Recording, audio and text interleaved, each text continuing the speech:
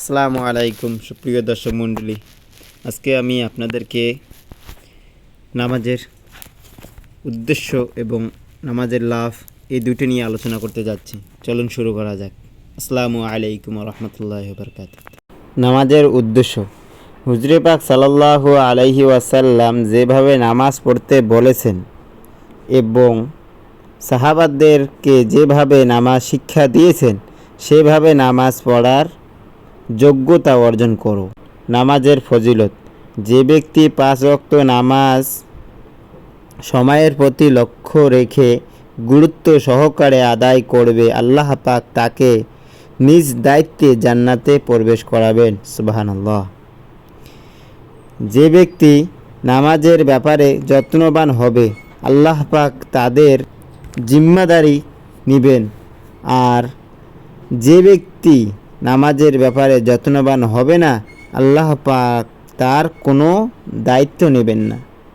নামাজের লাভ, হযরত আবু হুরায়রা রাদিয়াল্লাহু তাআলা আনহু থেকে বর্ণিত, প্রিয় নবী সাল্লাল্লাহু আলাইহি ওয়াসাল্লাম ইরশাদ করেন, কোনো ব্যক্তি জামাতের সাথে নামাজ পড়ার সওয়াব ঘরে কিংবা বাজারে একাকী পড়ার চাইতে 25 গুণ বেশি।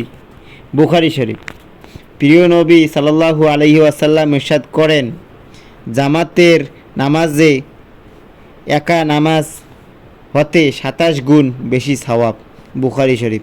প্রিয় নবী সাল্লাল্লাহু আলাইহি ওয়াসাল্লাম ইরশাদ করেন, যদি কোনো ব্যক্তি উত্তম রূপে উযু করে নামাজ আদায়ের নিয়তে মসজিদে গিয়ে দেখে নামাজ শেষ হয়ে গেছে, তবে সে জামাতে নামাজ আদায়ের সওয়াব পাবে এবং জামাত প্রাপ্যদের সওয়াব বিন্দুমাত্র কম করা হবে না।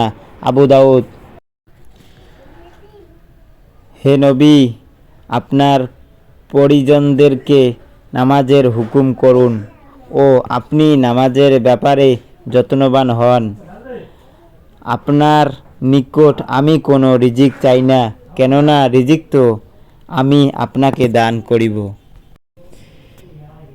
প্রিয় নবী সাল্লাল্লাহু আলাইহি ওয়াসাল্লাম ইরশাদ করেন, যারা রাতে অন্ধকারে বেশি বেশি করে মসজিদে গমন করে তাদেরকে কিয়ামতের দিবসে পূর্ণ নূরের সুসংবাদ দান করুন। ইবনে মাজাহ। একটি হাদিসে আছে, কষ্টের সময় উযু করা, মসজিদের দিকে গমন করা এবং এক নামাজের পর অন্য নামাজের অপেক্ষায় বসে থাকা গুনাহ সমূহকে ধৌত করে দাও। সুপ্রিয় দর্শক মণ্ডলী, আজকের ভিডিও এখান থেকে, দেখা হচ্ছে পরের ভিডিওতে। আসসালামু আলাইকুম রহমতুল্লাহি ওয়া বারাকাতুহু।